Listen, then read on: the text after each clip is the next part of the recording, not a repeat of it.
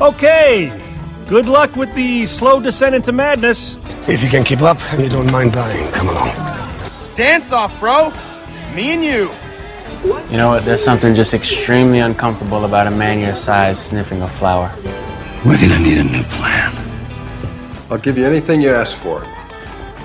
As long as it's not something I don't want to get. Get off my bridge. Well, it's a good Monday morning. We've got him on the program with us today, Senator Rob Kupec. Senator, how you doing, my friend? Good. How are you? I'm good, but I couldn't be as good as you. I think they call the award the MIDI. Did you get yourself a MIDI last week with majority in the middle? Are you now a proud owner of the MIDI?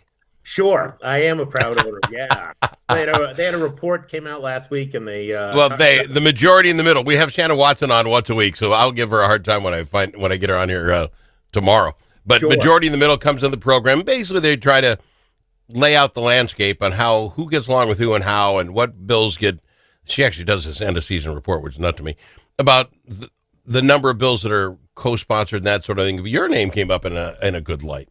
Yeah, I was up. I think there were only 4 or 6 senators that had above a 50% rating of bills that were, always had somebody from the other party on their bills. And then if you take out the, bills that I was a sole author on because nobody else wanted a road in Barnesville besides me. I was like 76% of my bills had had a Republican co-author. So pretty happy with that number. Well, how do I put it on today's society? Does that work for you, or does that set you up for folks on the other side to try to primary you out of there because you get along too well with the right? I mean, that's the issue we have today, right? If you're in the middle, there are people from both sides attacking you. Right. There are. And, I think it depends on the issue. I think in my district, when I bring this up, I was at a DFL event a couple weeks ago, and I brought this up, and I got a round of applause. So from DFLers, so at least the DFL people in my district, this is something that they seem to like. All right, fair enough. Well, congratulations for being an honorary winner of a MIDI. I don't know if she calls them a MIDI or not. I'm going to start making that up. What is this statue going to look like when we make it? Well, I think since you've won the first MIDI, it'll have to look like you. I don't think I'm the first, but sure. Like the profile shot? A side note, real quick, I wonder your thoughts are Senator Ann Rest. I don't know how close you are with her. She's retiring after 40 years. The program, we've had her on the Between the Lines program a number of times. Really like her. She was one you could talk to, and she had her ways. I mean, you knew where she stood. I had no problem with that. Your thoughts on Senator Rest retiring after 40? That's enough, isn't it? Yeah, you've given enough, right? And she's only been in the Senate since 2020, so she was most of that time was in the House. I think for our party that in our Senate caucus, that's going to be a loss because her knowledge of taxes and tax law as outstanding. And I will say, she is in the Blue Dog Coalition with me. And I really feel like this last year, that little group kind of energized her. I think she found a little, maybe for her first time since she's been in the Senate, that she's found a little cohort of working people. And she was kind of on fire this year. So it was really nice to see. Well, good for her. Yeah, I really do. Again, I think you give 40 years to your state, you've done enough. I just think you don't have to throw any more on. A couple of weird news stories that I want to talk about today, and not to get you off your MIDI and being in the middle, but these are the things that are going to separate all of us. And I find it almost weird well, maybe it's timing. We'll talk about it in a sec. The red flag laws was a big article in the paper today. Maybe it was yesterday's paper. You're reading it online. I don't remember how many days. It was a story about whether the red flag laws are working or not. A couple of interesting bits. They were passed in 2023 when you all had the trifecta, and the red flag laws, was going nuts. What are you doing? And they had 4 or 5 stories listed of how it is supposed to work, and it has worked. And I don't think many on my side would argue that, okay, that guy sounded like a nut job. He might need to be, I don't have a lot of problem with that. But then you look at the Annunciation school shooter, and it shows why red flag laws don't work. I can't imagine that kid at some point shouldn't have been turned in by his parents, a friend, somebody. Where you're sitting on the red flag laws, and we're going to talk gun control because it really is the story today. Do they need to be tightened up? What the story seemed to think and again, on your side, we got to do more to make these work even better. And maybe that's true, maybe it's not. I don't know. Your thoughts on red flag laws? Yeah, I mean it is the the old adage of the see something, say something. Yeah, And they work really well if you see something, say something. I think maybe in the upper Midwest, we have a hesitancy of like, well, Bob's a little off, but I don't want to get Bob in trouble. yeah, I think there is that, I think we need to look at it with fresh eyes as a society and make sure we're doing yeah. that. But I think definitely, I was when that came out, I was kind of hesitant on the red flag laws. I was Sure. I was a little reluctant on it, but it was, after looking at some of the data and showing about how they had worked, I think it is actually a lot of the things I think we talk about we can't Yeah, quantify whether they've worked, but they have worked. And I yeah. don't think that it has been onerous. I know there was a lot of like, this is going to be the end of, everybody's going to be coming after your guns, and it hasn't been that way. I think it's been used judiciously so far in Minnesota, so I'm That pretty happy with the way it's worked out. that'll be actually the conversation, because I think in the story it was 281. I didn't write it down. Maybe it was 281 that folks had their guns taken away for at least 2 weeks. 281 people in Minnesota out of 5 million. I don't know what that number is off the top of my head, but one would argue that we weren't going to see 281, mass shootings next year because of these guys. Now, the ones that I read, this is where I'm coming from, a right wing guy. I would consider myself a gun guy, but I never actually heard of a binary trigger before, so limit my gun knowledge. But my point being is that the ones who were talking about, when you look at them being a little off and folks turning them in, and they were talking about mass shootings, literally talking about them. And I think I don't have any problem taking that gun away, find out if he's okay. I don't know who the other 281 are. You know what I'm saying? The six are, I still worry a little bit, even though I get what they showed on the paper, probably saved us somebody. But we weren't going to have 281 shootings the next No, year. but the other area is in suicides, and I mean Yeah. that really is actually where the red flag laws work the best. Is that somebody that will actually do self harm more so than harm to other people, and I think it's important that And that could be. help those people and they get the treatment that they need, and go on, and their family keeps that family member. No, and we did a lot with suicide. By the way, can I take a self-serving moment? Thank you for bringing that up. Can I take one self-serving moment? Absolutely. I did Last at the beginning.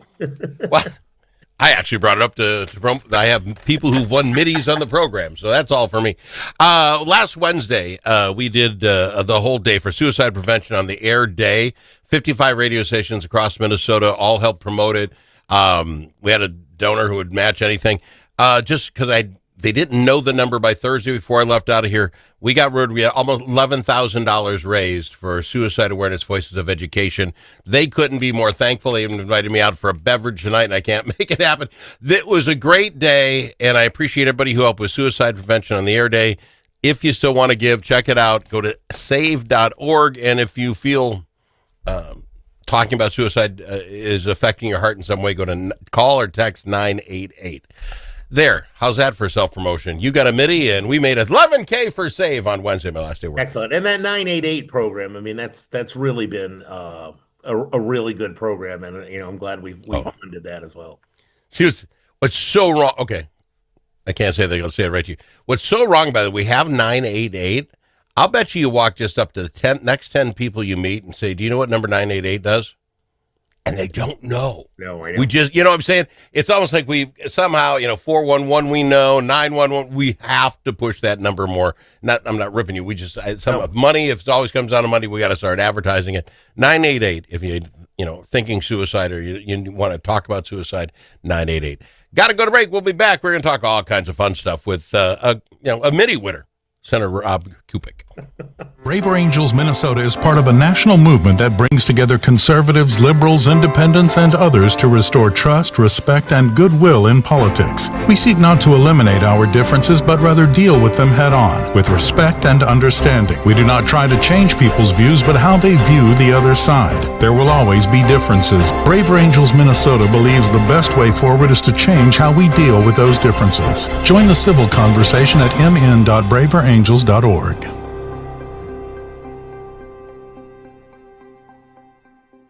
When the stakes are high at the Minnesota Capitol, you need more than a lobbyist, you need a partner. At Momentum Advocacy, we bring nearly 90 years of combined experience in government relations, public affairs, and strategic communications. From nonprofits to national corporations, we help organizations navigate Minnesota's political landscape with integrity, insight, and results. Whether you need legislative champions or headlines, Momentum Advocacy delivers. For more, visit momentum-advocacy.com. Momentum Advocacy, your friends at the Capitol.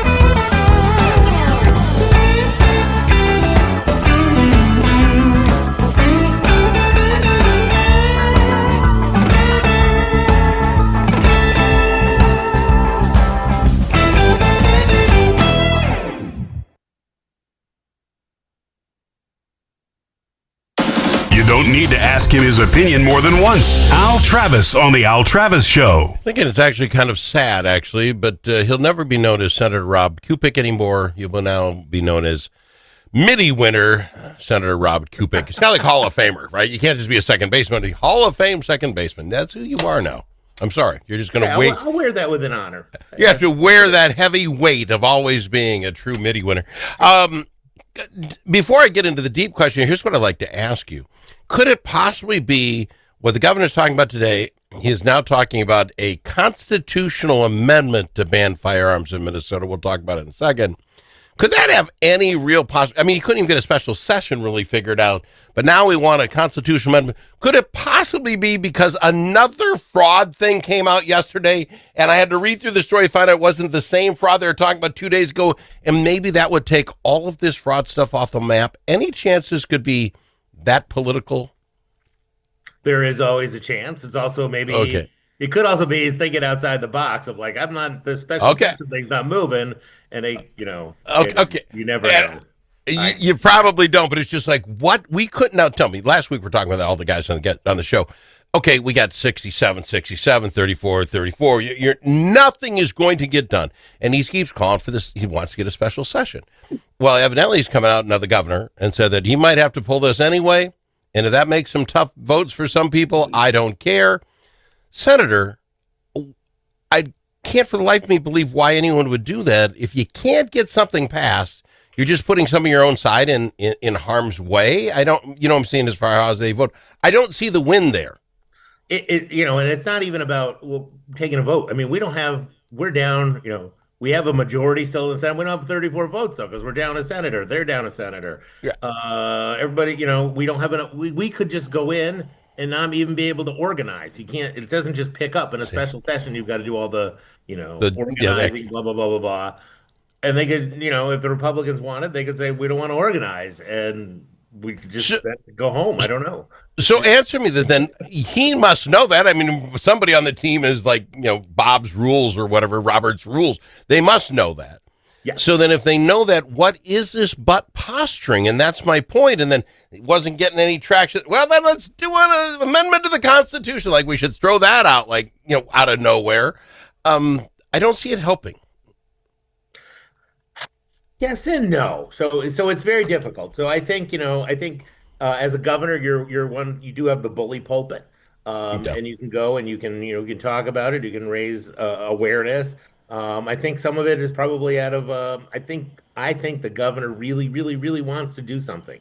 I think in his heart that he's met with these families, and I think it's moved him, and I think he does want to truly do something. And I think, when he realizes that maybe, we've never really gone into a special session without some kind of a, game plan laid out. And I think he is looking for a way, to use a football analogy, move the chains, move forward. Right. So. And again, I keep looking at his political side. Any of that change the fact that now he wants a vote for governor again?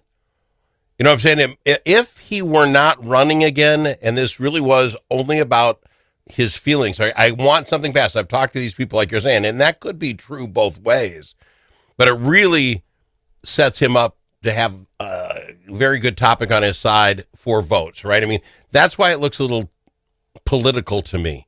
If he was not running for governor again, he was still doing this, I'm going to force this issue, I would believe it was totally because of the issue, right? No, there's no other reason he's walking away from the stump, but he's not. He wants another vote again. I'm sorry, is that too... You're middleman. Come on, guy. I mean, we are politicians, so inherently, I think anything we do is political. That's a good point. You never know.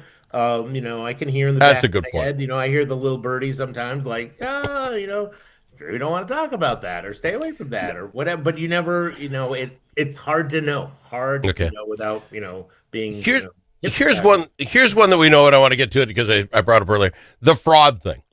Again, yesterday, another fraud story's come out. I'm like, that's the one I was reading on Friday. And then you get to near the end of the story. It's not the same one. It's another 4 people. It's this whole, you have to have a program. Hey, note to some marketing guy, come up with a program. So you could just send that out and you go, that's this fraud. Fraud number 8. There's so much fraud going on in the state. How does this get stopped, Rob? The people in your district are coming up to you on the regular. Stop it. Stop. We had, I was on a bill. We had a bill to basically make this inspector general office that would specifically look into this. And that was bipartisan. That was a totally Senate bipartisan bill. And I think that would have gone a long way to have, somebody independently within the state government looking at these programs. I mean, a lot of the departments have their own inspector general, but sometimes some outside eyes. I think that would have been a way. And unfortunately, there were House members that didn't want to go this way. I'm not sure. The governor said he wanted to, but we didn't move the needle. But I mean, that bill was every committee I was on that bill went before. It was co-presented by a Democrat and a Republican. I mean, I think it was 60-7 or some crazy number like that. 60 senators all said, "You bet, let's pass this thing." And then 28-6. It was like majority of the senators said, "You could do this." It went to the House and could not get on the floor. Right. Somebody said, "Kill this thing." Right, it was and done. that's the problem. I think that would have gone a long way.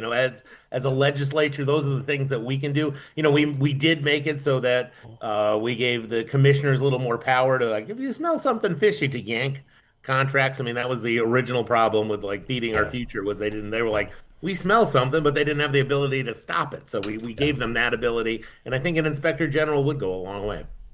Let's see if we can't get something. We got to get something. I can't even keep track of the programs anymore that are being frauded. We are out of time, my friend. He is Senator Rod Kupec. You might know him as a Midi winner and in the Midi Hall of Fame. Appreciate you coming to the show, sir. I really do. I thank you for taking Thanks the time. a lot. Always a good time, Al. Thanks. More after this. If it's your turn to host a game, Grandpa's Barbecue